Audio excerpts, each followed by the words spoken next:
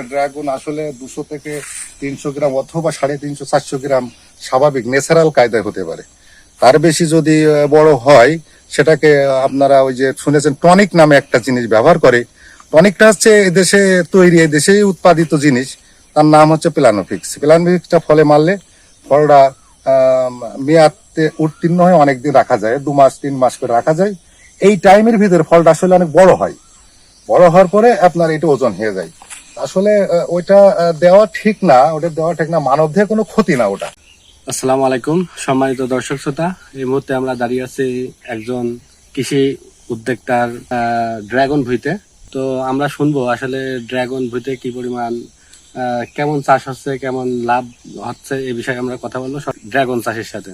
আজকে আমার ক্ষেতে আসছেন ইনারা আমার এই ক্ষেত পরিদর্শন করতে এবং আমার কিছু কথা শোনার জন্য। আমি তাদের সাথে কথা বলছি আর কি। তারা জানতে চেয়েছে যে এই ক্ষেতটা আসলে আমি কতদিন করেছি এবং যে পরিমাণ অর্থ আমার আসছে, লাভবান হচ্ছে কিনা। আসলে সত্যি কথা কি, আমি করছি আজকে 2-1.5 বছর। আমি ছোট করে একটা ধর পেয়েছিলাম গত বছর, খুব একটা বেশি আমার টাকা হয়নি। তবে এবার আমার অনেক ফল আসছে গাছে, আশা করছি অনেক লাভবান হব। ড্রাগন চাষটা আসলে মানুষের ভাগ্য ঘুরিয়ে দিতে পারে, সেটা বোঝার মতন অবস্থান আমাদের আসছে। অনেক অনেক ফল কড়ি কাছে আছে। যদি আমরা বাজার মূল্যটা ভালো পাই, আশা করি মনে হয় অনেক লাভবান হব। আমার ক্ষেত আছে প্রায় 1 একর, তাতে আমার প্রায় 70% জমিতে ফল ফুল আসছে ভালো মতন। আমরা এটা কেনা বেচা করবো। আমার এই ফুল আজকে ফুটেছে 15-20 দিন, আর হয়তো 15-20 দিন পরে আমরা কাটা শুরু করব। বাজার মূল্যটা যদি আসলে ভালো পাওয়া যায়, আশা করছি যে আমরা অনেক লাভবান হব। খেতে অনেক পরিচর্যা করছি, অনেক খরচ করেছি, প্রায় 10 লক্ষ টাকা আমার ব্যয় হয়ে গেছে। যেখানে একটা ড্রাগন 1 পোয়া ওজন হয়, সেখানে আমরা শুনছি যে একটা ড্রাগন 1 কেজি হয়ে যায়। তো আসলে আপনারা কি এমন ব্যবহার করেন ড্রাগনের, যার কারণে এই যে ড্রাগন যতটুকু না ওজন হওয়ার কথা তার চেয়ে 3-4 ওজন হয়? হ্যাঁ, এটি সঠিক। একটা ড্রাগন আসলে 200 থেকে 300 গ্রাম অথবা 350 400 গ্রাম স্বাভাবিক ন্যাচারাল কায়দায় হতে পারে। তার বেশি যদি বড় হয় সেটাকে আপনারা ওই যে শুনেছেন টনিক নামে একটা জিনিস ব্যবহার করে। টনিকটা হচ্ছে এদেশে তৈরি, এদেশেই উৎপাদিত জিনিস, তার নাম হচ্ছে প্লানোফিক্স। প্লানোফিক্সটা ফলে মারলে ফলটা মেয়াদে উত্তীর্ণ হয়ে অনেকদিন রাখা যায়, 2 মাস 3 মাস করে রাখা যায়। এই টাইমের ভিতরে ফলটা আসলে অনেক বড় হয়। বড় হওয়ার পরে আপনার এটা ওজন হয়ে যায়। আসলে ওইটা দেওয়া ঠিক না, ওটা দেওয়া ঠিক না, মানবদেহে কোনো ক্ষতি না ওটা। তারপরেও ফলটা বড় হয়ে যায়, দেখতে খারাপ লাগে। একটা ফ্যামিলিতে দেখা যাচ্ছে যে 5 জন লোক আছে, 1 কেজি ফল কিনবে, 1 কেজি ফলে 5টা 7টা ফল কিনবে, সবাই একটা একটা করে খাবে। কিন্তু দেখা যাচ্ছে 1 কেজিতে একটা, বাড়িয়ে ফ্যামিলির সাথে মিল করতে পারছে না। এই জন্য আপনার স্বাভাবিকভাবে ফল বড় না করাই ভালো। যে অবস্থানে বা স্বাভাবিক ন্যাচারাল যেভাবে হয় বাজারে, ওইভাবে বাজারজাত করা উচিত প্রত্যেকটা কৃষকের। আর যারা ক্রেতা, যারা কিনে খাচ্ছেন, আপনারা যদি ওই ফলটা না কেনেন, না ব্যবহার করেন, চাহিদা না করেন, তাহলে আসলে কিন্তু কোনো কৃষক এই জিনিসটা ব্যবহার করবে না। এটা হচ্ছে সম্পূর্ণ নির্ভর করবে যারা কিনে খাচ্ছে, যারা রোগীদের জন্য কিনছে, যারা আত্মীয় স্বজনের জন্য কিনছে, এরা কিনবে না। এরা যদি না কেনে, চাষি কখনোই এই টনিক জিনিসটা মারবে না, এরা মারবে না। তাহলে আপনারা যদি এটা কিনাকে পরিত্যক্ত করেন যে আমরা বাজারে উঠলেও কিনবো না, এমনি দিলেও খাবো না, তাহলে কিন্তু কোনো চাষি এটাকে আপনার ওই জিনিসটা ব্যবহার করবে না। এটা সম্পূর্ণ নির্ভর করে ক্রেতার উপরে। কারণ একজন চাষি তো চাবে যে আমার বাগানে 100 মনের জায়গায় আমি 200 মন ফল ফলাবো, এবং বাজারে যদি ফলটা যদি বিক্রি হয়, অবশ্যই সে কিন্তু 100 থেকে 200 বানাবে। এটাকে রোধ করাতে পারবে না।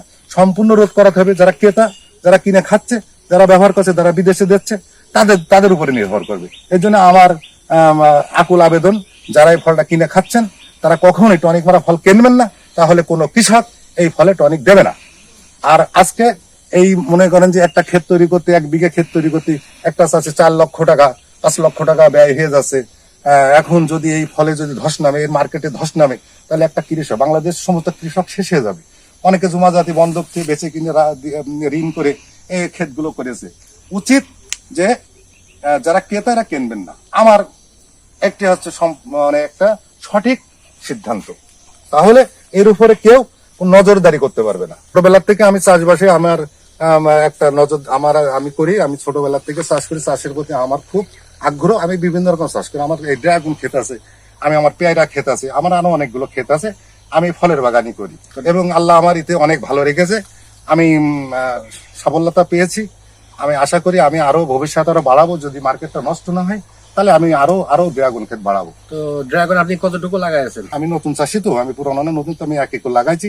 ভবিষ্যতে আমার আরো, যদি মার্কেটটা ভালো থাকে, আমার আরো লাগানোর পরিকল্পনা আছে। এখানে আমার প্রায় 40% জমি আছে এখানে। হ্যাঁ, তো এক বিঘা জমি ড্রাগন করতে গেলে আসলে 4 লক্ষ টাকায় ব্যয় হয়। এটা হবে, এটা নিয়ে আপনাকে লাগতে হবে, না লাগলে আপনি এই ড্রাগন চাষ শেষ তো এখানে হচ্ছে যে 40% জমি। তো আমরা এখানে এসে একটা জিনিস লক্ষ্য করলাম যে আপনার এখানে এই ড্রাগন গুলো কিন্তু কোনোটাই ফুল আসছে, ফল ধরেছে, অনেকটা ফল বড় হয়েছে, কিছুদিন পরে খাওয়া যাবে। কিন্তু এখানে এসে যে জিনিসটা আমাদের চোখে বাঁধলো, আপনি কিন্তু ওই পাশে, ওই যে আমরা দেখতে পাচ্ছি ক্যামেরাটা যদি তো ওইদিকে ঘোরাই, তাহলে ওই যে ওখানে আপনি আবার নতুন করে শুরু করছেন। তো যারা নতুন উদীয়মান তরুণ উদ্যোক্তা হতে চায়, যারা ড্রাগন চাষে আসতে চায়, তাদের জন্য আপনার কি আহ্বান থাকবে? আমার আহ্বান থাকবে যে যারা নতুন, যারা আসছে আসুক, আসলে সমস্যা নাই। কারণ বাংলাদেশের কিছু অংশ এই ড্রাগন চাষ হচ্ছে। আমি মনে করি যে বাংলাদেশে বর্তমান যে ড্রাগন চাষ শুরু হয়েছে, যা হচ্ছে উৎপাদন আছে, তাতে বাংলাদেশের 2টা জেলার চাহিদা মেটাতে পারবে না। আরো নতুন চাষে আসলে আরো বাইরে রপ্তানি করার সুযোগ আসবে। তখন দেখা যাচ্ছে যে রপ্তানি করলে, বাইরে যদি আমরা রপ্তানি করতে পারি ইনশাল্লাহ, ফলে দামটাও ভালো পাবো, অনেকটা টাকা হবে, অনেকে স্বাবলম্বী হয়ে যাবে। নতুন নতুন উদ্যোক্তা এসে ড্রাগন চাষ করা উচিত এবং করলে দেশও স্বাবলম্বী হবে। কোনো দুষ্কৃত লোক এই ড্রাগনের প্রতি আপনারা কোনো আক্ষেপ বা কোনো কুনজর দেবেন না। এবং এই ড্রাগন ফল একটা মানুষের দেহের জন্য খুব উপকারী ফল। আপনাদের কাছে আমার আকুল আবেদন যে আপনারা কখনোই এই ড্রাগন ক্ষেত নিয়ে, ড্রাগন ফল নিয়ে কোনো কটূক্তি বাক্য ব্যবহার করবেন না। নিয়ে আবার ড্রাগন চাষিদের পক্ষ হয়ে আপনারা সুন্দর সুন্দর বাণী দেন, এবং যাতে ড্রাগন খাইতে দেশের মানুষ বা বাইরের বিদেশের মানুষগুলো আগ্রহ প্রকাশ করে।